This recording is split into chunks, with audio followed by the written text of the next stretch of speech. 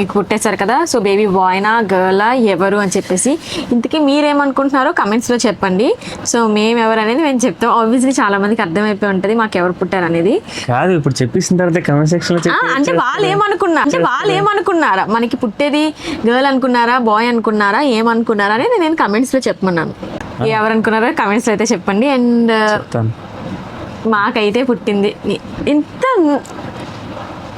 ఇలా, సో మాకు పుట్టింది ఇట్స్ బేబీ బాయ్. ఎంత తొందర చెప్పేసాడు. నేను ఇంకా కొంచెం ఇలా చెప్దాం అనుకున్నాను చిన్న తేజ. సో యా చిన్న ప్రియా అనుకున్నారు, బట్ చిన్న తేజ పుట్టాడు. But mama's boy. ఓకేనా, చూద్దాం చూడడం అండి. సో యా నేను ఎప్పుడు అనుకోలేదు ఏదైనా నేను ఇప్పుడు మాకు లైక్ మాతో ఏ జరిగినా సరే మేము ఫస్ట్ మీతో షేర్ చేసుకోవాలి. మా హ్యాపీనెస్ అయినా మా సాడ్నెస్ అయినా మా యూట్యూబ్ ఫ్యామిలీతో మేము షేర్ చేసుకోవాలని డెఫినెట్లీ అనుకుంటాము. అండ్ అలానే మమ్మల్ని లైక్ హార్ట్ఫుల్గా సపోర్ట్ చేస్తున్న వాళ్ళందరికీ కూడా చాలా థ్యాంక్ యూ.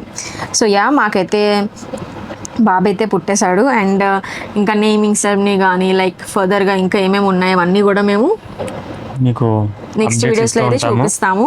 సో నేమేం పెడుతున్నాము ఏంటని చెప్పి మీలో కూడా ఎవరికైనా ఏమైనా నిక్ నేమ్స్ కానీ మేము మా బాబుకి ఏ నిక్ నేమ్తో పెళ్ళాలి అని మీకు ఏమైనా ఐడియా ఉంటే కమెంట్స్లో అయితే చెప్పండి. నేను ప్రతి ఒక్కటి చూస్తాను. సో అందులో ఒక నేను నిక్ నేమ్ అయితే చూస్ చేసుకుంటాను, నాకు బాగా నచ్చాలి.